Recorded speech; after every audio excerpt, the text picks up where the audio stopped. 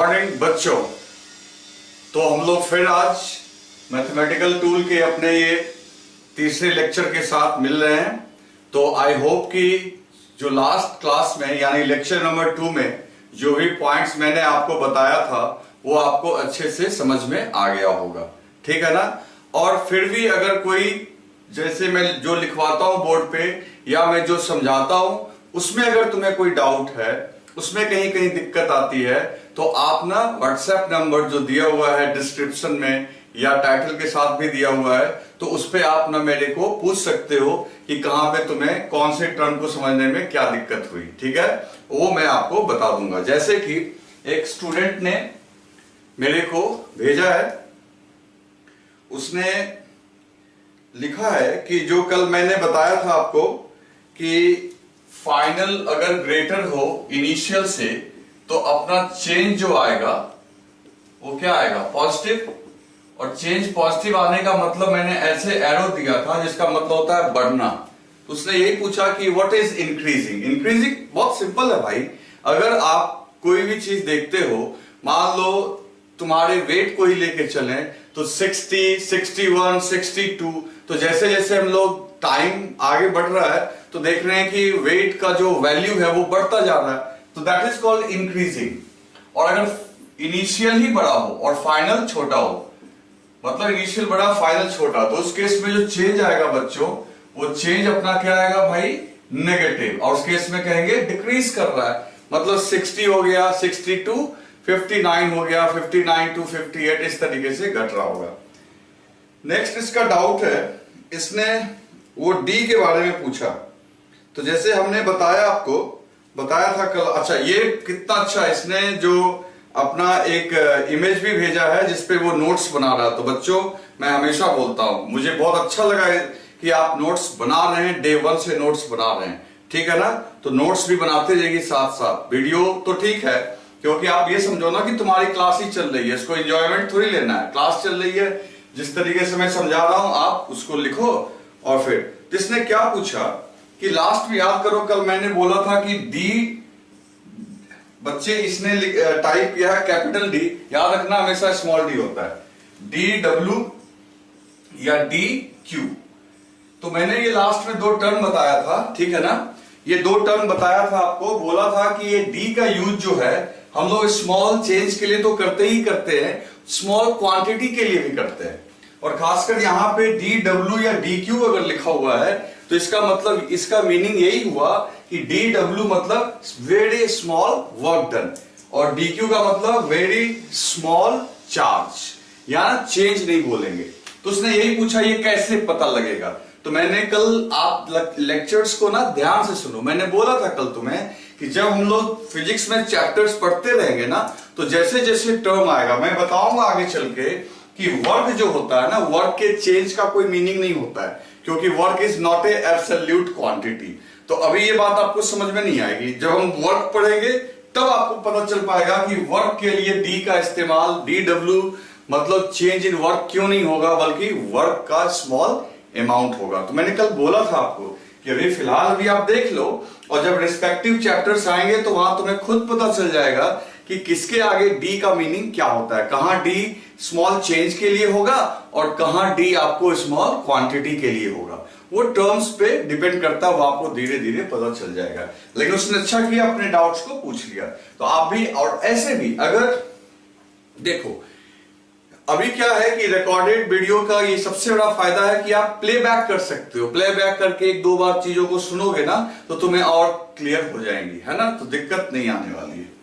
चलो ठीक है, एक हो गया। और 1-2 ने पूछा सुबह से ही 10 o'clock से कि कब वीडियो अपलोड हो। अरे मैंने पहले ही बोल दिया ना कि आपका रूटीन फिक्स हो गया, वीक में 5 डेज और दिन में 12:15 पे आपका वीडियो आ जाएगा।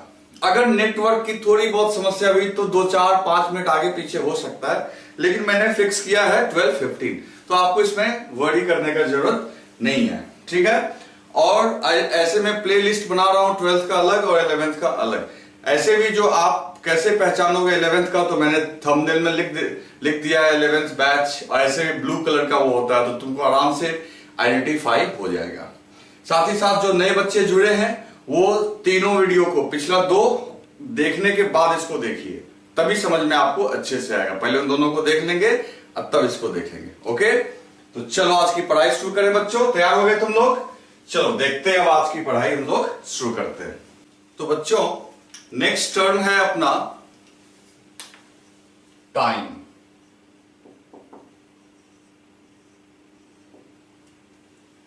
अब ये टाइम सिर्फ एक टर्म पे हम लोग काम नहीं करेंगे। फिजिक्स के किसी भी प्रोसेस में टाइम का रोल बहुत ज्यादा है। अब टाइम से रिलेटेड टोटल 3 टर्म्स को भी मैं आपको समझाऊंगा। पहला मैं क्या समझाऊंगा आपको? Meaning of t equal to 0। फिर मैं समझाऊंगा आपको टाइम इंस्टेंट, है ना बच्चों? क्या समझाऊंगा मैं तुम्हें? Time instant. और तीसरा टर्म होगा टाइम इंटरवल। अब ये देखो, ये 3 टर्म्स अपने को भी समझना है टाइम से रिलेटेड। पहली बात, टाइम फिजिक्स के लिए क्यों इतना इंपॉर्टेंट? तो बात समझो, फिजिक्स में हम लोग करेंगे क्या?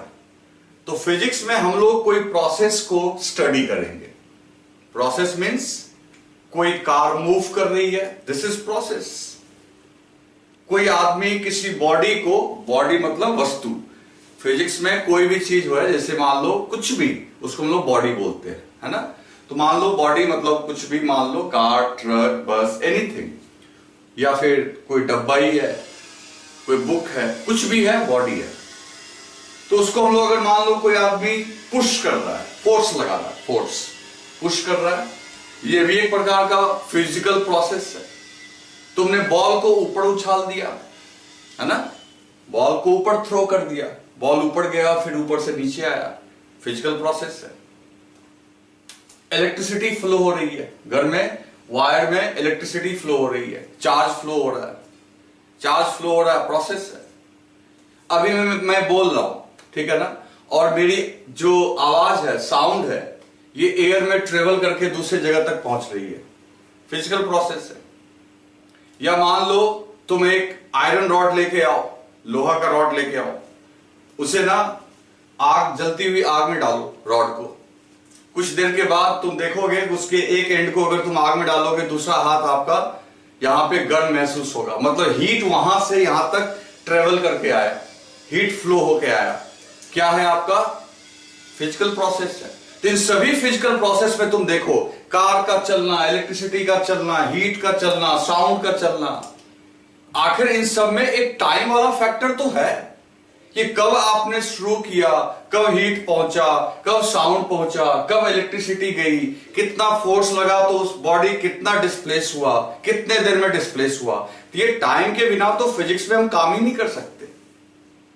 तो इसलिए मैं बता रहा हूं, टाइम बहुत इंपॉर्टेंट फैक्टर है हम लोग के फिजिक्स में। चलो, ये तो हमारे तुम्हारे बीच समझौता हो गया कि टाइम चाहिए। चलो, अब टाइम देखने के लिए एक वॉच चाहिए। तो कौन सी वॉच चाहिए?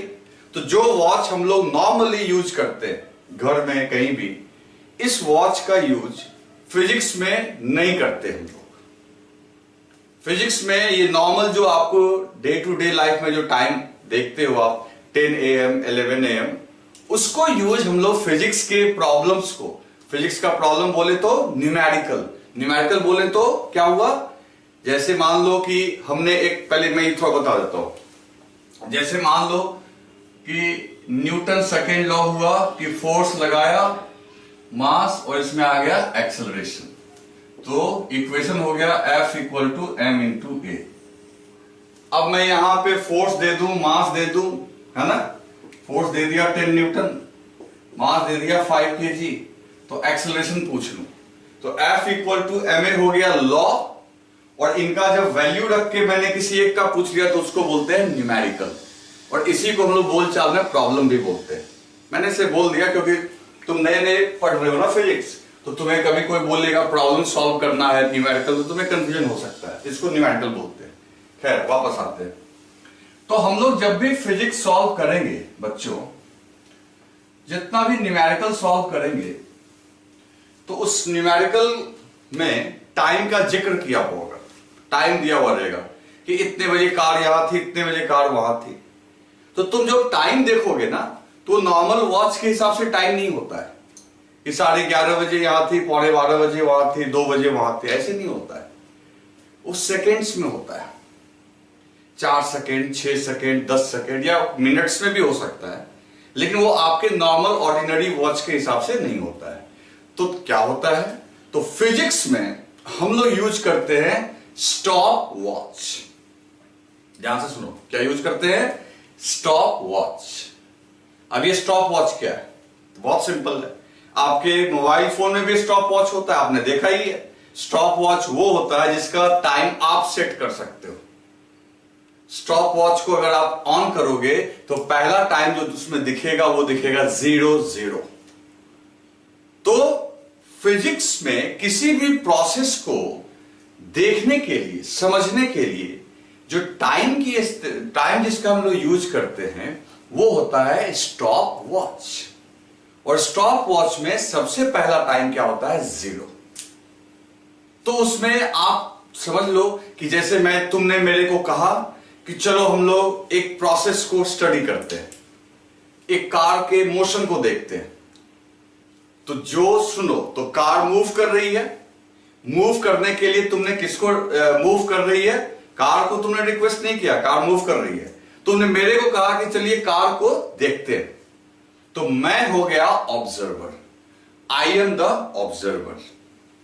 मैं कार को देखूंगा। तो जब मैं कार को देखने जाऊंगा, कार मेरे भरोसे नहीं है, कार हो सकता है पहले से चल रहा हो, कुछ भी हो रहा हो, लेकिन जब मैं देखने जाऊंगा तो अपने हाथ में एक स्टॉप वॉच लेके जाऊंगा। और स्टॉप वॉच को जैसे मैं ऑन करूंगा तो मेरे स्टॉप वॉच में पहला टाइम दिखेगा 0। तो वो हो गया t=0। तो समझो t=0 क्या हुआ, t=0 वो टाइम है, ध्यान से सुनना, t=0 वो टाइम है जब ऑब्जर्वर मीन्स जो मोशन देखने गया, जब ऑब्जर्वर ने मोशन को देखना स्टार्ट किया। मोशन स्टार्ट हुआ ये मैं नहीं बोल रहा हूं, मोशन हो सकता है कार पहले से चलती आ रही होगी। जैसे मूवी हॉल में ही क्या तुम्हारे आने का वेट थोड़ी होता है।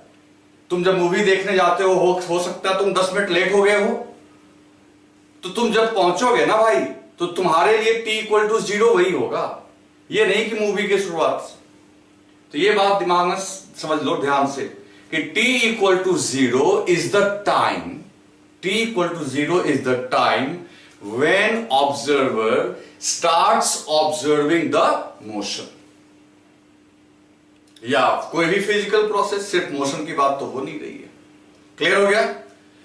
चलो, अब तुमसे कोई पूछेगा, देखो ये बहुत कॉमन मिसअंडरस्टैंडिंग है जो लोगों के दिमाग में होती है। कोई पूछेगा कि t=0 पे कार रेस्ट में थी या मूव कर रही थी, तो आदमी ना फटाक से आंसर कर देता है कि कार रेस्ट में थी। अब तुम खुद सोचो, जब मैंने तुमको बोला t=0 वो टाइम है जब तुम मोशन को देखने गए हो, तो उससे पहले भी कार चल सकती है, तुम्हारे जाने से पहले भी कार चल रही होगी। तो जो फर्स्ट टाइम तुमने अपने आईज को ओपन किया and you see the car, जब तुमने देखा कार को, तो तुमको तो हो सकता है कार उस समय रेस्ट में हो सकता है कार चल रही हो। तो t=0 का कार के रेस्ट में रहने से या कार के मूव करने से कोई लेना देना नहीं है। t=0 का एकमात्र इस बात से लेना देना है कि t=0 वो टाइम है when you starts observing the process। At t=0 the body may move or may not move, that depend on situation। आप बस एक ही बात बोलो कि सर मैं t=0 पे मोशन देखने गया, कार रेस्ट में भी हो सकती है, कार चल भी सकती है। आ रही है बात समझ में? मैं लिखवाऊंगा भी, ये सब लिखवाऊंगा। नेक्स्ट आते हैं टाइम इंस्टेंट और टाइम इंटरवल। अब ये दोनों भी बहुत समझने वाली बात है। What is time instant, what is time interval? तो देखो, बहुतों को ये चीज क्लियर होगा भी, और जिनको नहीं क्लियर है वो देख लेते हैं। जैसे मान लो कि अगर तुमने पढ़ाई शुरू की 8:30 AM, मॉर्निंग में पढ़ाई शुरू की 8:30 AM और तुम्हारी पढ़ाई चली 9:30 AM तक, सिर्फ 1 घंटे। बहुत है, अभी इतना भी कर ले रहे हो तो बहुत है ना दोस्तों? इतना भी हो रहा है कि नहीं हो रहा है? और हो रहा तो अच्छी बात है। तो 8:30 AM to 9:30 AM तुमने पढ़ाई की। तो भाई ऐसा है कि ये 8:30 AM ये एक पर्टिकुलर टाइम है, 9:30 AM ये भी एक पर्टिकुलर टाइम है, और इन दोनों के बीच का जो गैप हुआ दैट इज 1 hour, 1 घंटा। ये हो गया टाइम इंटरवल। कितना सिंपल है। कोई भी पर्टिकुलर टाइम को हम लोग क्या बोलते हैं? Time instant. तो ये हो गया टाइम इंस्टेंट, ये भी हो गया टाइम इंस्टेंट, और उन दोनों इंस्टेंट के बीच में जितना टाइम आपका कंज्यूम हुआ, जितना टाइम आपका खर्च हुआ, उन दोनों का जो डिफरेंस है वो क्या कहलाएगा? Time interval. क्या कहलाएगा बच्चों? Time interval. और ये क्या कहलाएगा? अच्छा, मान लो तुमने पढ़ाई यहां से शुरू की तो ये कहलाएगा इनिशियल, है ना? जब हम लोग चीजों को देखना, ऑब्जर्व करना स्टार्ट करते हैं तो वो क्या कहलाता है? इनिशियल। तो ये कहलाया इनिशियल इंस्टेंट। और जब तुमने चीजों को बंद कर दिया, प्रोसेस स्टॉप हो गया, तो वो क्या कहलाएगा? Final instant. अभी इस पे और बात करते हैं हम लोग। तो मेरा कहने का मतलब है कि एक पर्टिकुलर टाइम जो है वो कहलाता है टाइम इंस्टेंट, और दो इंस्टेंट के बीच के गैप को हम लोग क्या बोलते हैं? Time interval. अब आप सोचो, अब मैं तुमसे कुछ पूछता हूं, तुम ये सोच के बताओ कि अगर तुमसे कोई पूछे मंडे क्या है, इंस्टेंट है या इंटरवल? सोचो, दिमाग में सोचो, मंडे क्या है? तो कहोगे मंडे एक डे का नेम है। अब ये इंस्टेंट होगा या इंटरवल? तो आंसर है, बोलो बोलो, आंसर है इंस्टेंट, क्योंकि मंडे खास है।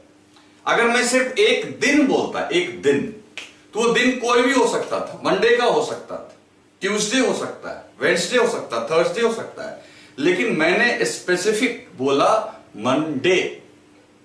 तो मंडे का मतलब हुआ स्पेसिफिक, खास, इंस्टेंट हो गया।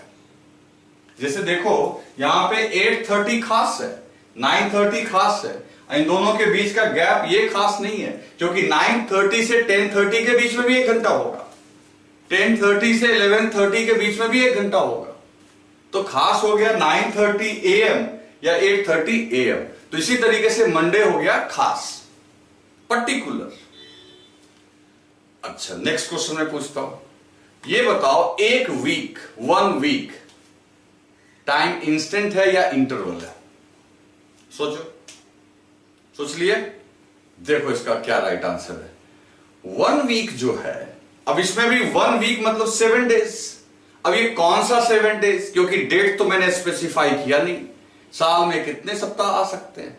Monday to Monday, Tuesday to Tuesday, कुछ भी हो सकता है। तो ये जो तो मैं जो ये बोल रहा हूं ना 1 week, again this is time interval. Okay, चलो। अच्छा ये बताओ 1 ईयर क्या है? सोचो, बहुत सिंपल है, सोचो सोचो। यस, अगर तुमने सोचा है कि ये इंटरवल है तो तुम्हारा आंसर है राइट, क्योंकि 1 ईयर मतलब 365 डेज। तो ये तो किसी भी ईयर में हो सकते हैं। 2019, 2019 जो कि अच्छा था हम लोग के लिए, और 2020 देख ही रहे हो क्या क्या हो रहा है। तो 2020 भी एक साल होगा, 2019 भी एक साल होगा, लेकिन 2020 केवल मैं बोलूंगा, या 2019 ये खास हो गया, है ना? अगर हम लोग ये बोले कि 2019 क्या है तो तुम बोलो इंस्टेंट है। ओके, 2019 क्या है बच्चों? इंस्टेंट। लेकिन 2019 से 2025 कर लेंगे, यानी 19 से 2025, देखो 2019 से 2025। अब इनके बीच में जो ये गैप आया ना 6 साल का, 6 ईयर, ये आपका क्या हो गया, इंटरवल। ये इंस्टेंट, ये इंस्टेंट, ये इंटरवल। चलो अब एक चीज और बता दो तो मैं समझ जाऊंगा, क्लियर हो गया।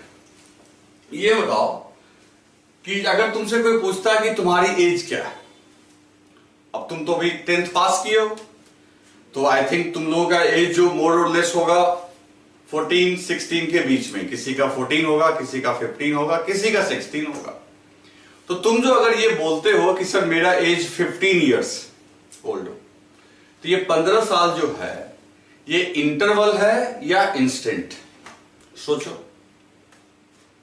तो इसका जवाब है दोस्तों, ये भी इंटरवल है, क्योंकि तुम 15 साल के हो, इससे मुझे ये पता नहीं चलेगा कि आप कहां से कहां के बीच में। अगर तुमने बोला कि एक आदमी है था, उसका एज इतना था 40-60 ईयर, तो मेरे को ये थोड़ी पता लगेगा कब उसका बर्थ हुआ, कब क्या है। तो सीधी सी बात है, जो आपकी एज है वो भी एक इंटरवल है, लेकिन date of birth particular date क्या हो जाएगा, वो इंस्टेंट है ना। तो आई थिंक कि आप इंस्टेंट और इंटरवल और t=0 को समझे हो। तो मैं एक बार पहले लिखता हूं, इसमें और भी बहुत सारी बातें हमें करनी है, ठीक है ना। इसमें कुछ लिखने का तो नहीं है, आपकी मर्जी है, आप चाहो तो वीडियो पॉज करके इनको लिखना है तो लिख लो, ठीक है। मैं एक एक करके सारे टर्म्स को लिखता हूं बोर्ड पे। तो सबसे पहले दोस्तों हम लोग लिखेंगे अब टाइम इंस्टेंट।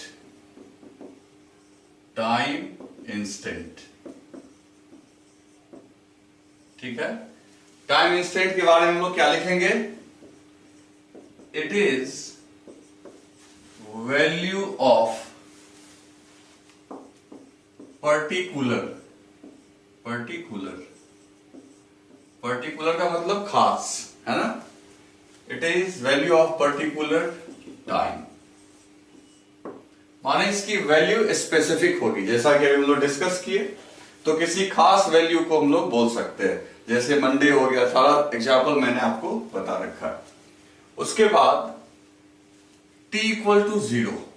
अगर t=0 क्या है, तो हम इसके बारे में बोल सकते हैं, it is the time instant. ये एक टाइम इंस्टेंट है, when observer starts observing the motion. जब आपका ऑब्जर्वर मोशन को ऑब्जर्व करना शुरू करता है, तो उस टाइम को दोस्तों क्या बोलते हैं, t=0। इसके बारे में और क्या लिखेंगे, at t=0 the body may move or may not move। तो भाई t=0 पे बॉडी चल भी सकता है, बॉडी मतलब कोई भी कार, ट्रक, बस, एनीथिंग, वो चल भी सकता है और नहीं भी चल सकता है। आप कभी भी ये श्योर नहीं होगे कि नहीं चलेगा ही चलेगा, चल भी सकता है, नहीं भी चल सकता है, ठीक है। फिर देखते हैं,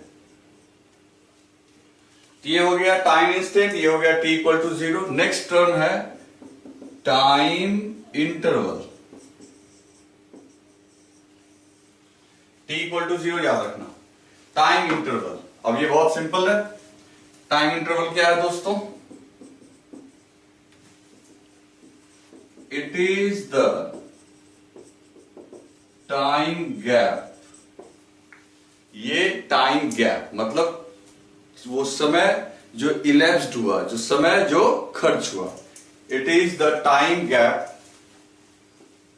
between two instants,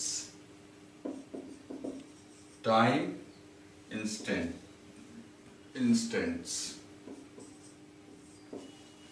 it is the time gap between two time instants। ठीक है दोस्तों, यानी टाइम इंटरवल कैसे कैलकुलेट करेंगे हम लोग? Time interval is equal to final time instant minus initial time instant. Final time instant minus initial time instant. Okay, तो ये हो गया आपका t इक्वल टू 0 के बारे में। ठीक है दोस्तों, तो एक बार आप इसको राइट डाउन कर लो। अभी मैं फिर इसके ऊपर बात करता हूं, और बात करता हूं। अभी आप इसको एक बार लिख लो। तो यहां पे हम लोग लिख सकते हैं टाइम इंटरवल जो अपना आ गया ये TF minus TI, final time minus initial time. तो फिर देखो तुम, ये फाइनल माइनस इनिशियल है, तो फाइनल माइनस इनिशियल का मतलब दिस इज डिफरेंस, और डिफरेंस जो होता है दोस्तों उसको हम चेंज बोल सकते हैं। तो हम ये भी कर सकते हैं कि टाइम इंटरवल 2 इंस्टेंट का चेंज है ना। और चेंज को रिप्रेजेंट करने के लिए अपने पास 2 सिंबल है, यानी डेल्टा T और dt। तो कल को अगर फिजिक्स में कहीं भी तुम्हें डेल्टा T दिख जाए, डेल्टा T, तो इसके बारे में बोलेंगे सिग्निफिकेंट टाइम इंटरवल। क्या बोलेंगे दोस्तों? Significant time interval. और इसको क्या बोलेंगे? Very small time interval. करने का मतलब ये हुआ कि डेल्टा T यानी बड़ा इंटरवल, एक ठीक ठाक इंटरवल अगर टेंस टू 0 होगा तो जाके इसको हम लोग क्या लिख सकेंगे? dt। तो टाइम इंटरवल जब भी तुम्हें डेल्टा T या dt दिखे तो समझना टाइम इंटरवल, और सिर्फ T दिखे तो क्या समझोगे? Time instant. और T इक्वल टू 0 का क्या मतलब है वो तो मैंने आपको पहले ही बता दिया। चलो कुछ और बात समझते हैं। कभी कभी तुमसे कोई पूछता होगा, तो आज से अगर कोई टाइम बोले ना, टाइम, सिर्फ टाइम बोले, तो उसका मतलब लेना है टाइम इंस्टेंट, है ना। और टाइम इंटरवल का मतलब तो तुम समझ ही गए, T इक्वल टू 0 का ही मतलब समझ गए। कोई तुमसे ये बोलता है कि यार ऐसा है कि टाइम कभी नेगेटिव नहीं हो सकता। तो एक बात के लिए सोचने में सही भी लगता है कि जब हम किसी स्टॉप वॉच को ऑन करेंगे तो पहला टाइम तो हमें 0 दिखेगा, और 0 के बाद वो 1 2 3 4 5 6 7 दिखेगा। लेकिन एक चीज मैं तुम्हें अभी बताऊंगा जो आपके एनसीईआरटी में भी दिया हुआ है कि टाइम इंस्टेंट नेगेटिव भी हो सकता है। अब ये तुम्हें थोड़ा अजीब लगेगा, लेकिन इसे आप थोड़ा समझो। जैसे देखो, मैं बहुत सिंपल सा एग्जांपल से आपको समझा रहा हूं। मान लो कि ये एक रोड, उस पे एक बस जा रही है, ठीक है। बस चलती चली जा रही है, बस अभी चलती चली जा रही है। मान लो बस अभी ए के पास है, फिर चलते चलते बस बी तक पहुंचेगी,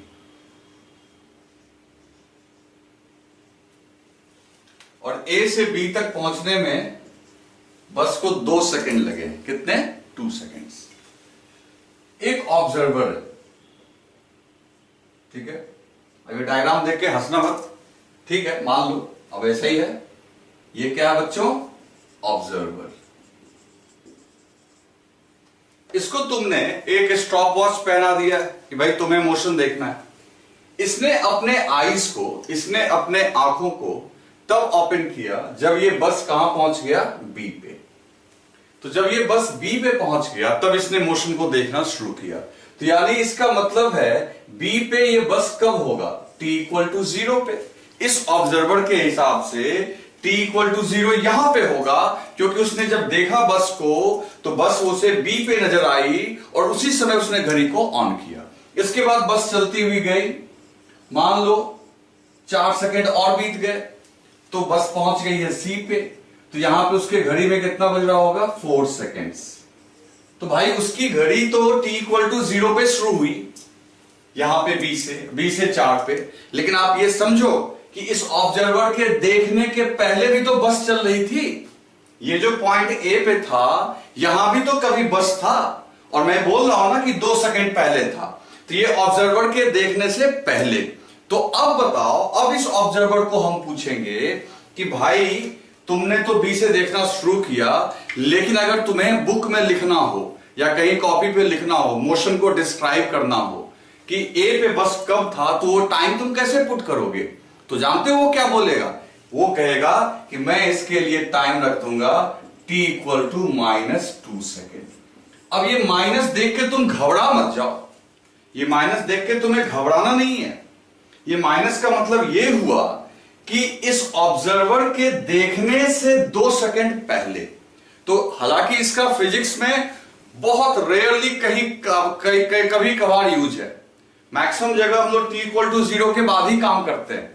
लेकिन फॉर नॉलेज पर्पस आप इस बात को समझो कि अगर कहीं नेगेटिव टाइम दिख जाए तो आपको हड़बड़ा नहीं जाना है कि ये क्या हो गया। तो नेगेटिव टाइम इंस्टेंट का मतलब ये होता है बच्चों, ये वो टाइम है जो आपके देखने से पहले का है, ऑब्जर्वर के ऑब्जर्व करने से पहले का है। बहुत सिंपल सी बात है, ऑब्जर्वर के ऑब्जर्व करने से पहले का है। तो हम यहां पे एक इंपॉर्टेंट पॉइंट के फॉर्म में लिख देते हैं कि नेगेटिव टाइम, ऐसे मैंने नेगेटिव लिख दिया, माइनस का साइन दे दिया, negative time instant represents all those time which are before the observer starts observing the motion। ध्यान से देखो दोस्तों, negative time instants represents all those time, वो सभी टाइम को रिप्रेजेंट करता है which are before the observer starts observing. Observer के शुरू देखने के पहले के सारे टाइम को हम लोग क्या बोलेंगे, नेगेटिव। थोड़ा कंजेस्टेड हो गया लेकिन आप मैनेज करो, और एग्जाम्पल तो बहुत अच्छा बगल में लिख दिया मैंने। तो इस तरीके से टाइम इंस्टेंट जो है वो नेगेटिव हो सकता है। अब तुम्हारे दिमाग में बात आएगी कि टाइम इंस्टेंट अगर नेगेटिव हो सकता है तो क्या टाइम इंटरवल भी नेगेटिव हो सकता है? तो इसका जवाब है नहीं। टाइम इंटरवल तो गैप होता है, फाइनल माइनस इनिशियल। तो फाइनल तो बाद में आएगा और टाइम हमेशा बढ़ता है। कैसे बढ़ता सो देखो, -2 से बढ़ के क्या हो गया, 0।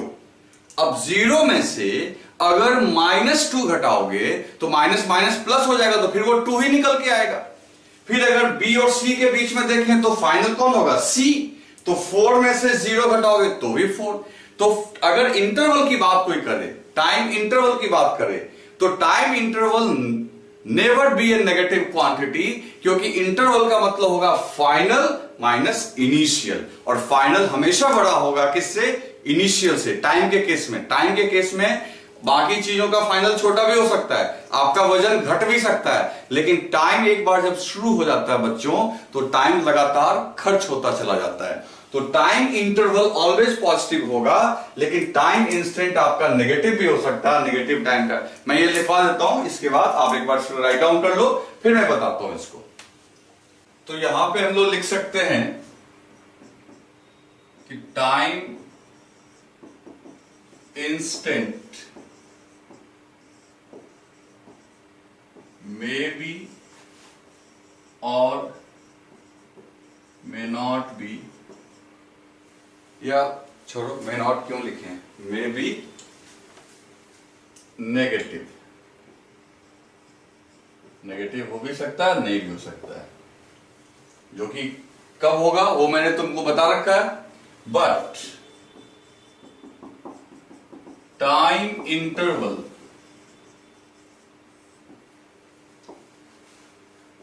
Never be a negative quantity.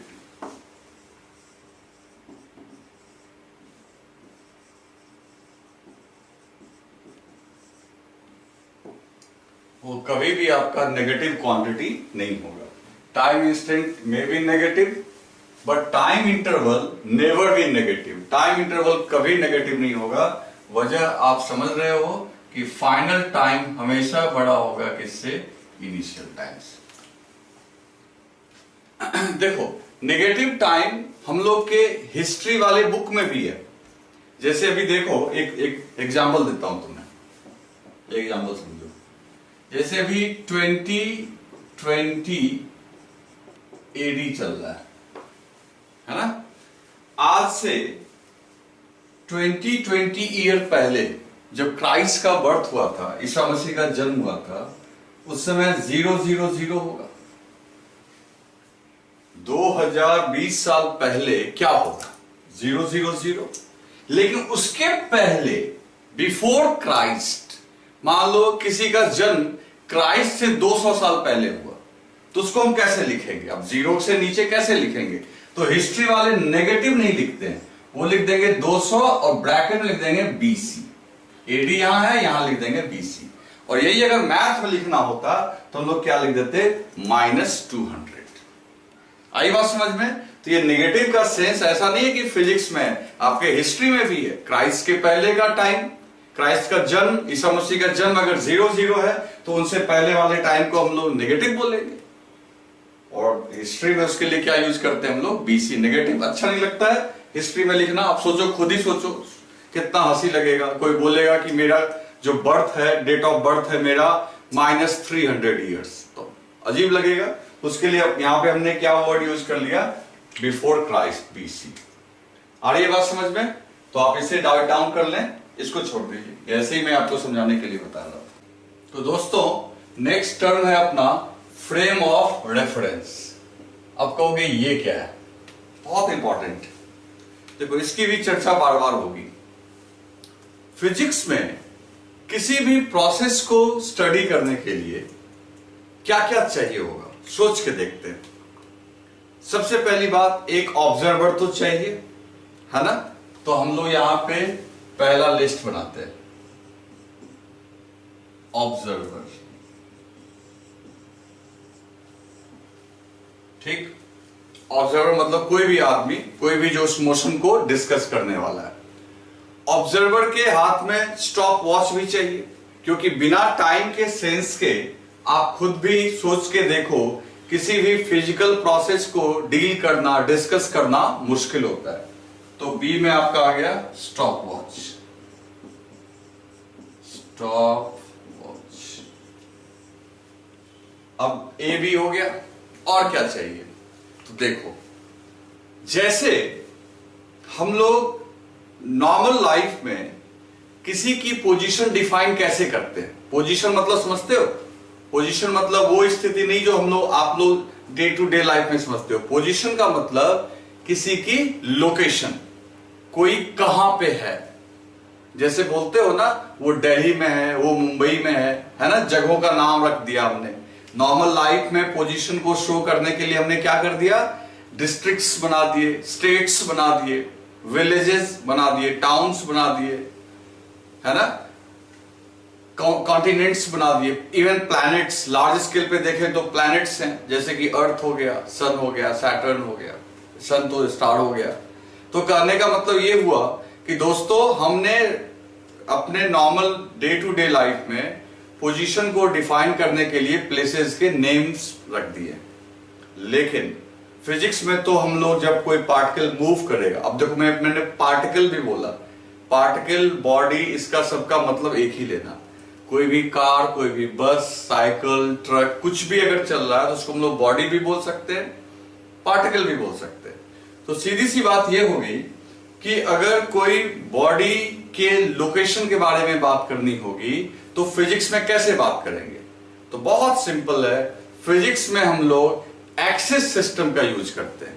जैसे मान लो कि अगर कोई पार्टिकल यहां पे है, ठीक है, अब इसको यहां तो नहीं बोल सकते, हम लोग क्या करेंगे सो देखो, हम लोग तुरंत ही एक एक्सिस ड्रॉ करेंगे। मान लो ये पूरा एरिया है, इस पूरे एरिया में हमने ये एक्सिस ड्रॉ कर लिया अपने मन से, इसका नाम हो गया एक्स एक्सिस और ये हो गया अपना वाई एक्सिस, और ये आपका पार्टिकल है। अब ये बिल्कुल हमारी मर्जी है, हमारी मतलब हम कौन है? ऑब्जर्वर, है ना।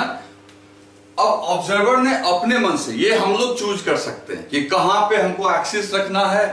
अच्छा, आपको पता होगा कि दोनों एक्सिस, एक्सिस समझते हो ना थोड़ा बहुत, तो जो दोनों एक्सिस जहां पे एक दूसरे को कट करेंगे, इंटरसेक्शन पॉइंट, वो हो जाएगा ओरिजिन। क्या हो जाएगा दोस्तों? ओरिजिन। अब यहां पे मार्क कर देंगे 0,0, कोऑर्डिनेट बोलते हैं इसको, कोऑर्डिनेट। बहुत सिंपल है, जैसे रोड पे जब तुम चलते हो तो किलोमीटर्स का वहां पे ना मार्कर लगा होता है, कितने किलोमीटर, इतने किलोमीटर्स, लाइक दैट फिजिक्स में समझो कि एक टाइप से आपका माइलस्टोन्स है। जैसे मान लो कि यहां से अगर, वो डिपेंड करता है कि हम लोग किस यूनिट में काम कर रहे हैं। मान लो एक्स एक्सिस पे अगर मीटर्स में बात करें तो 1 मीटर पे हमने 1 लिख दिया, यहां पे हमने 2 लिख दिया, यहां पे हमने 3 लिख दिया, है ना, 1 2 3। ठीक इस तरीके से y एक्सिस पे भी 1 लिख दिया, 2 लिख दिया, 3 लिख दिया। अब ये एक्सिस भी दो टाइप का, एक पॉजिटिव एक्स एक्सिस, तो इधर हो जाएगा negative. Day to day life में क्या करते हैं हम लोग भाई, एक इधर वाले को राइट, इधर वाले को लेफ्ट, या इधर वाले को साउथ, इधर वाले को नॉर्थ, सामने वाले को मान लो ईस्ट बोल दिए, पीछे वाले को वेस्ट बोल दिए, तो वहां हम लोग ऐसे डायरेक्शन दिखाते हैं। यहां पे हम लोग क्या करते हैं, इसे पॉजिटिव डायरेक्शन बोल देंगे, पॉजिटिव वाई, तो नीचे वाला, ओरिजिन के नीचे वाला ऑटोमेटिकली क्या हो जाएगा दोस्तों? Negative Y. ये हो गया पॉजिटिव एक्स, तो ये हो गया नेगेटिव एक्स। अब देखो, अब हमारा जो ऑब्जर्वर है, ऑब्जर्वर वो ओरिजिन पे बैठा हुआ है। मान लो ये कहां बैठा हुआ है? ओरिजिन पे। अब ये ओरिजिन पे बैठा हुआ है, इसको तुमने पूछा कि भाई इसकी लोकेशन बताओ, पोजीशन बताओ, देखो कितना आराम से बता देगा। ये इसकी लोकेशन लिख देगा आपको 2,3। तो कहोगे 2,3 का मतलब, ये बोलेगा कि 2,3 का मतलब ये हुआ कि अगर आप यहां से चलेंगे, जिसको इसने ओरिजिन कहा है, अगर आप यहां से चलेंगे तो आपको 2 मीटर चलना होगा एक्स एक्सिस के लॉन्ग, मतलब ऐसे आप चलेंगे 2 मीटर, और तो 2 का मतलब हो गया 2 मीटर एक्स एक्सिस के लॉन्ग, और 3 मीटर चलना होगा वाई के लॉन्ग। तो ऑटोमेटिकली देखो यहां पहुंच जाओगे आप। तो सोचो कि आखिर ये ऑब्जर्वर इस पार्टिकल पी के लोकेशन के बारे में इसलिए बात कर पाया क्योंकि इसके पास क्या था? एक्सिस, इसके पास क्या था? ओरिजिन। ये कौन है? ऑब्जर्वर। और साथ ही साथ ये भी बता सकता है कि कब गया, कैसे गया, क्योंकि उसके हाथ में क्या है? Stop watch. तो सोचो इस पार्टिकल के मोशन को डील करने के लिए, पार्टिकल के लोकेशन को डील करने के लिए कितने चीजों की आवश्यकता होगी? Axis, origin, observer, stop watch. तो इन सब को मिला के हम लोग क्या बोलेंगे? Frame of reference. मतलब 2 तो लिस्ट मैंने बना रखा है, तीसरा क्या हो जाएगा दोस्तों? ओरिजिन। फोर्थ क्या हो जाएगा बच्चों? Axis and coordinates. समझ गए ना? तो ये जो 4 पार्ट्स अभी आपको दिख रहे हैं, this is called frame of reference. अब फ्रेम ऑफ रेफरेंस का हिंदी जानने का प्रयास मत करो, जो चीज तुम फर्स्ट टाइम सुन रहे हो उसको बस जानो। हिंदी तो उसका, हिंदी इंग्लिश उसको करना है जो आप 9th 10th में हिंदी में पढ़े और यहाँ इंग्लिश में सीखना है। अगर तुम first time he frame of reference सीख रहे हो तो आपको फ्रेम ऑफ रेफरेंस ही याद रखना चाहिए कि what is frame of reference. तो दोस्तों फ्रेम ऑफ रेफरेंस के में ये 4 चीजें आएंगी और इसकी मदद से हम लोग किसी भी फिजिकल प्रोसेस को स्टडी कर सकते हैं। फ्रेम ऑफ रेफरेंस चूज करना बिल्कुल हम लोग के हाथ में। मान लो इसने यहां पे ओरिजिन चूज किया, हो सकता है ये ओरिजिन इसी के ऊपर जाके चूज कर लेता तो उसकी लोकेशन 0,0 हो जाती। हो सकता है इसने x इधर मानना था, y इधर मान लेता। तो एक्सेस, ओरिजिन, ये सारा सेलेक्ट करने की फ्रीडम तुम्हारी है, यानी हम लोग की। यानी हम लोग कौन है? ऑब्जर्वर। हम लोग प्रॉब्लम देखेंगे, यानी देखेंगे कि सिचुएशन में क्या डिमांड है, कौन सा तरीका से मेरे को प्रॉब्लम बनाना आसान होगा, उसके अकॉर्डिंग हम लोग क्या करेंगे? फ्रेम ऑफ रेफरेंस को सेलेक्ट करेंगे, उसके हिसाब से फ्रेम ऑफ रेफरेंस चूज करेंगे। आगे जब मैं न्यूटन्स लॉ पढ़ाऊंगा तो आपको और इसके बारे में बताऊंगा कि फ्रेम ऑफ रेफरेंस 2 टाइप्स के होते हैं, इनर्शियल, नॉन इनर्शियल। लेकिन अभी ये सब समझने का नहीं है, अभी बस आपको मैंने एक थोड़ा सा कॉन्सेप्ट दिया कि जब जब मैं कभी बोलूं फ्रेम ऑफ रेफरेंस तो आप कंफ्यूज मत हो जाना कि है क्या। तो फ्रेम ऑफ रेफरेंस का मतलब ये 4 चीजें हो गई, समझ गए ना भाई? तो इस तरीके से फ्रेम ऑफ रेफरेंस तो हम लोग यहां लिख सकते हैं, it is used to study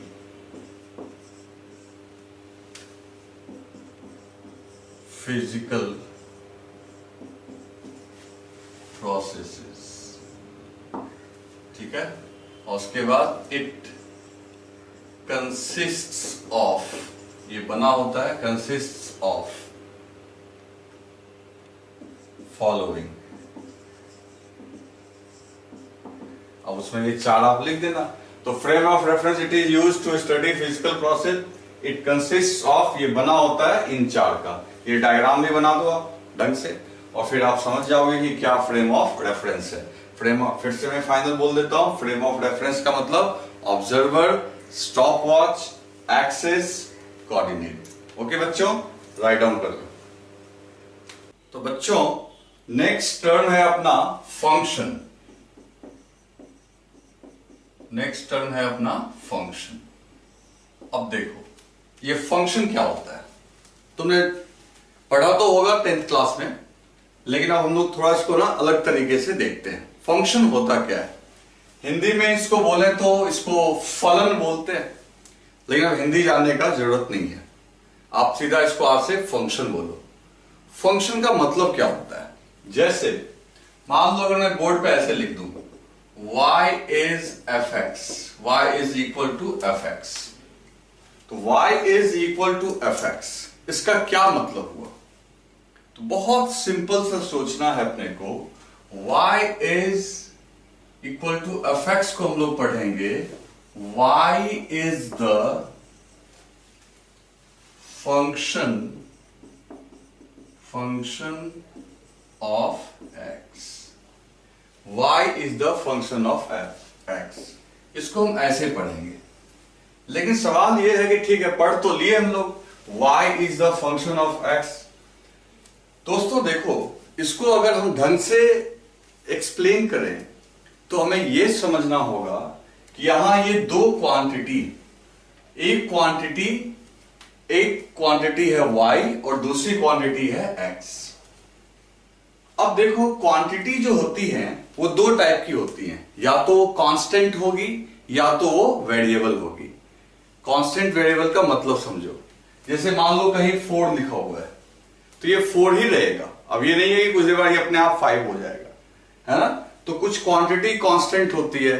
मान लो किसी का मास है गिवन 10 kg, तो ठीक है मास कांस्टेंट है, बदलेगा तो बाद में देख लेंगे। लेकिन अगर मान लो कोई कार है तो कार का मास क्या है? कांस्टेंट, लेकिन उसकी जो वेलोसिटी है वो बदल सकती है, क्योंकि आप एक्सेलरेशन बढ़ा सकते हो, घटा सकते हो। तो चीजें कुछ ऐसी होती हैं जो कांस्टेंट होती हैं और कुछ ऐसी होती हैं जो बदलती हैं। कांस्टेंट मतलब जो बदले नहीं, जिसको हिंदी में अचर बोलते हैं, तो अपने को कांस्टेंट बोलना है। और जो बदलती हैं लगातार, लाइक वेलोसिटी, या हम लोगों का कोऑर्डिनेट, पोजीशन, अगर हम लोग यहां से वहां उठ के गए, वहां से वहां गए, तो हम लोग का पोजीशन चेंज हो रहा है कि नहीं हो रहा है ना? लोकेशन चेंज हो रही है ना? तो लोकेशन भी क्या है? वेरिएबल। वेरिएबल मतलब बदलने वाला। तो यहां पे देखो, जब भी हम फंक्शन की बात करते हैं, जैसे यहां लिखा हुआ है y is the function of x, इसका मतलब ये हुआ कि ये दोनों क्वांटिटी जो है ये वेरिएबल है। पहली बात तो ये समझ लो कि यहां हम लिख देंगे both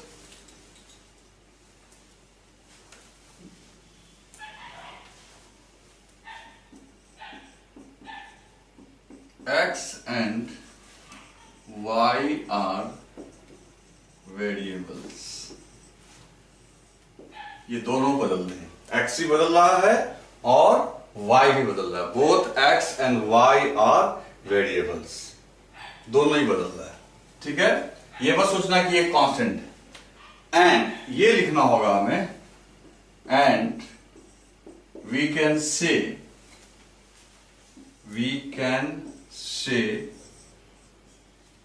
y depends on x। ये दोनों तो बदल ही रहे हैं, साथ ही साथ हम ये बोल सकते हैं कि y निर्भर कर रहा है किसके ऊपर, x के ऊपर। अब जरा इसको फिजिक्स में डालो। मान लो लिखा हुआ है एग्जाम्पल के लिए, a car is moving with velocity v, which is given by v equals to 10t।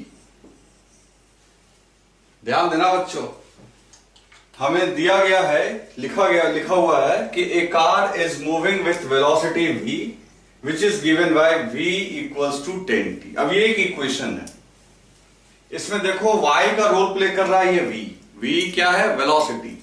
x का रोल प्ले कौन कर रहा है, t।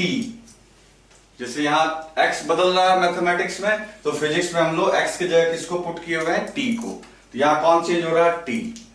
और जो कॉफिशिएंट है वो कॉफिशिएंट क्या है, कांस्टेंट। आगे जो लगा हुआ है दिस इज कांस्टेंट, ये 10 चेंज नहीं होगा।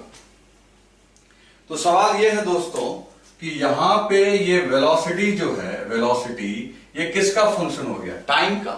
अब जैसे देखो यहां से हम लोग देखना शुरू करते हैं, इस इक्वेशन से हमें यह पता चलता है कि जब ऑब्जर्वर ने देखना शुरू किया होगा, तो आज ही हम लोग सीखे जब ऑब्जर्वर ने देखना शुरू किया उसको हम लोग क्या बोलते हैं, t इक्वल टू 0। तो t इक्वल टू 0 पुट करोगे तो वेलोसिटी क्या होगी, 0।